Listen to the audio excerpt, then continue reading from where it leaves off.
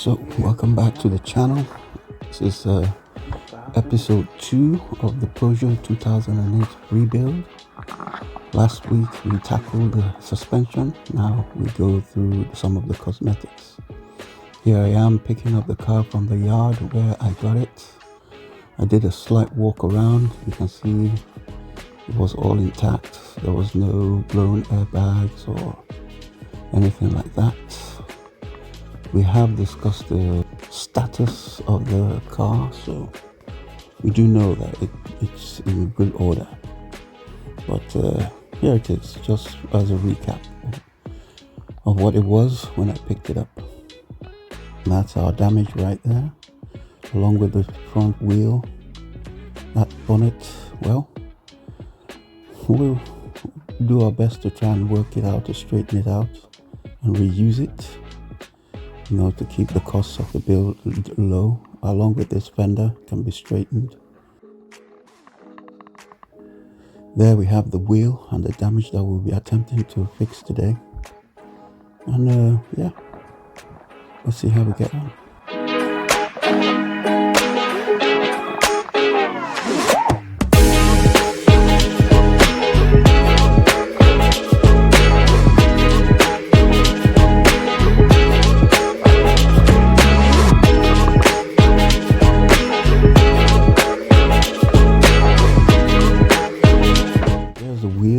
Got the tire off and done some of the repairs.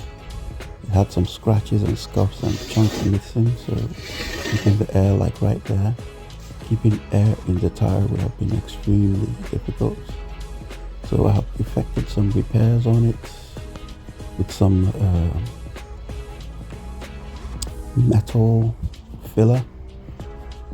It's designed for filling metal, so it keeps the shape. There was some other little bends and nicks here and there that I did sort out. So yeah, I think with this now I can attempt to remount the tire and see how it works.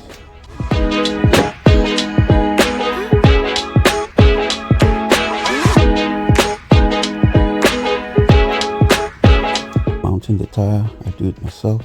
I got me one of these tire mounting kits that the tire had taken off. I had to cut it off because yeah, I needed some more parts that I didn't have, and I didn't want to delay this work, so I had to chop it off.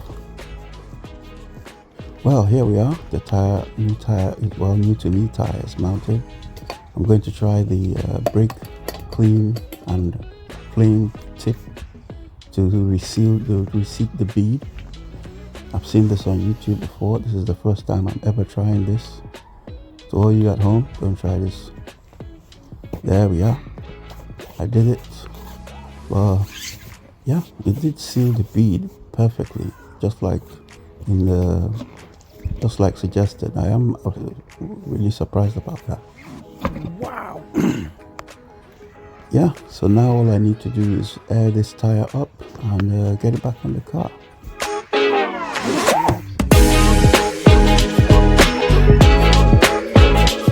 So here's the bonnet or hood, depending on where you are.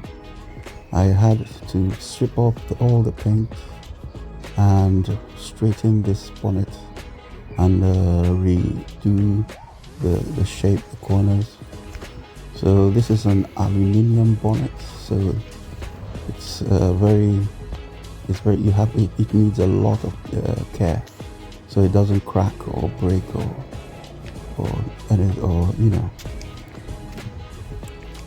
get any worse than it was. So I used some of the heat from my map gas torch and some of my pry tools and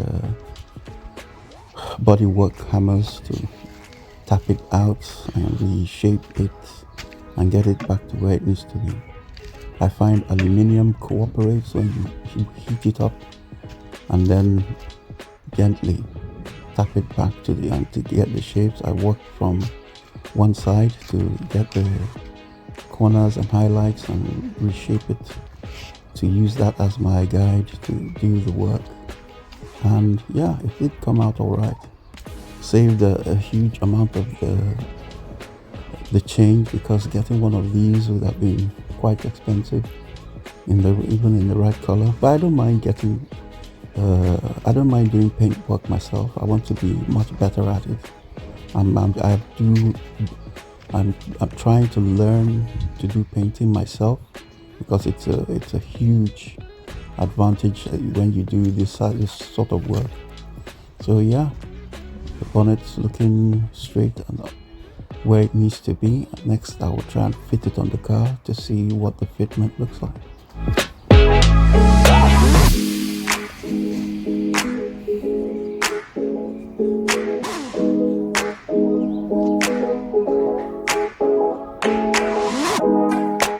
Well, here it is on the car, mounted up.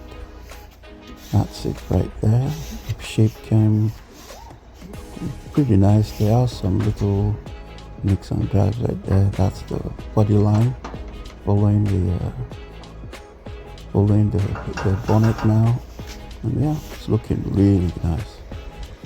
That's the suspension we tackled in the last episode. So we're doing some of the cosmetics now.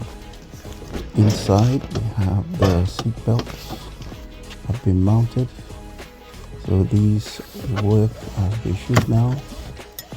So that is a plus. And I did break out the trusty X tools to clear the code, and we reset the airbag and seatbelt module to clear the codes off the dash. So that's working a treat now. I just have the back to do, which is completely dismantled. Maybe I'll show that in the next video, because this video I just want to focus on some of the cosmetics, the wheel and that bonnet, so we can work with that for now. So yeah, back to the fitment. It is looking really nice. I do need to finesse it a bit more, because you know this job has to be done little by little. Onto the bumper. Now the bumper, I did get this one. It was pretty cheap, I will say. It does have some scuffs and scratches and damage. There's a crack right here, well, two cracks actually, one there, as the seller has already marked out. Bought this on eBay. It was not too expensive, a lot cheaper than getting a whole other bumper. Just, if you don't mind the elbow grease, to strip off this paint. And I realize it is true that these bumpers have sort of like a heat memory. So what I do, I use a heat gun to apply on the bumpers, and they do go back to the shape that they originally were. So a heat gun, and there's a bumper repair kits that I use for like the cracks and the little damages here and there. Those work a treat to get the bumper back. So a bumper like this can be salvaged to, you know, do the project. I would have liked if my car was the same color as this, so I wouldn't have had to paint it, but I couldn't find one in the right color on eBay, so I had to just get this one. And I don't mind doing color and paint work. So now, if you have a look around, it's not in bad shape, this bumper. So it just needs a little bit of work, you know, to get it looking tip top. So I will do the best I can, you know. I thank the Almighty for the strength and understanding to do these things. So yeah, it does take some work and elbow grease. So I do understand why people don't want to, and why people don't want to go down this route. They just rather get something bolted off and bolted on. Here we have the bumper. I have done the repairs and done sanding to remove all the to take it down as much as possible to the base work, so that we can paint this up. First coat will be, here are some of the bumper trims, the lower bumper trim, and there's another trim over here. This is a beauty trim, so all these go on that bumper. To make it about, I had to take it apart to do the painting so I could paint it up properly and not have any overspray on these parts, or have bits of the undercolor coming through. So it is necessary to dismantle it this way. So this is a Peugeot part. You can see the part number right there. It is original part, so we'll work with that. And here it goes. We go and test fit everything before painting. I'm trying to adjust these gaps now so they're looking much better, but that's for another video. I got the headlight on eBay and mounted it up, and everything looks to line up properly. The bumper lines up properly as well. You can see all the gaps are looking really good, especially it's not tightened, so it's a bit loose. Even then it sits very flush and everything's in the right place. When it's tightened, it will look a lot better like that. It's tightened to the body. So yeah, let's see how it goes. We'll mount up some of the other bits and bobs to check the fitment, and we'll see how it looks.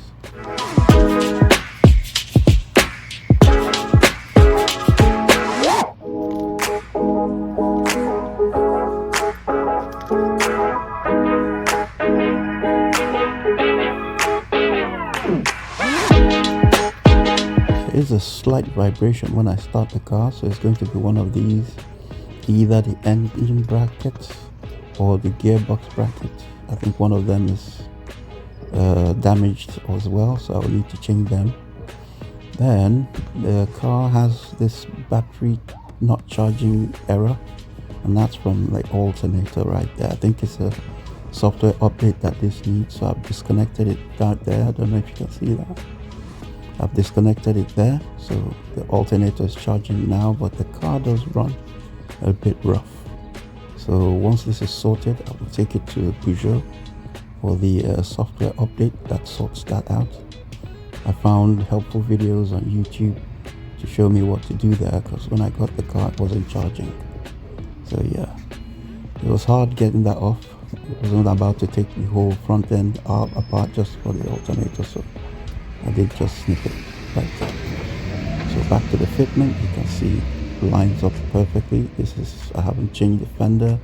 All I've changed is the bumper because that was beyond repair. I do try to repair things as much as possible and not just throw them away. Yeah, it may take a little bit more time, a bit more finessing, but yeah, I get satisfaction by being able to save the parts as much as possible. Keep the costs low.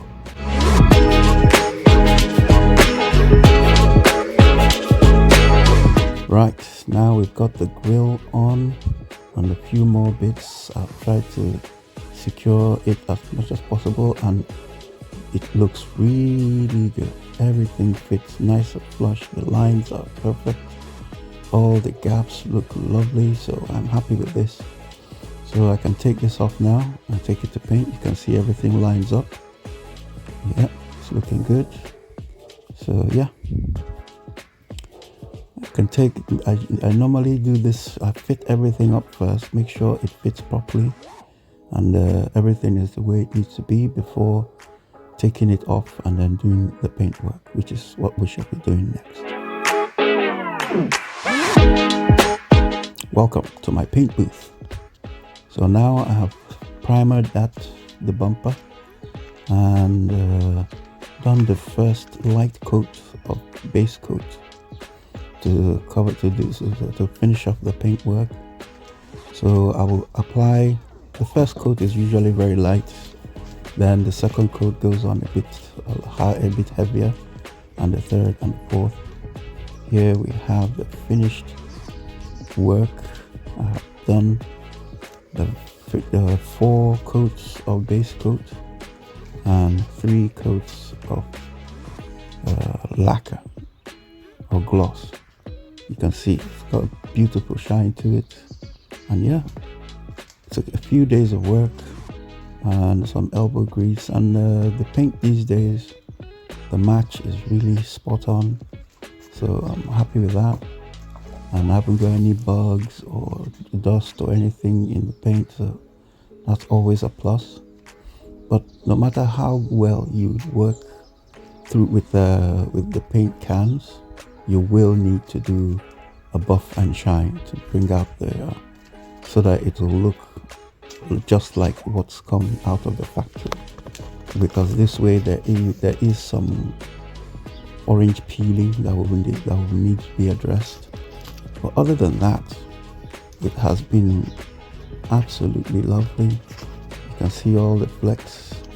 It's a nice paint, and yeah, I'm happy with the results. I do hope to continue painting so I get better and better at it. But yeah, this is really looking really nice, and I'm happy with that.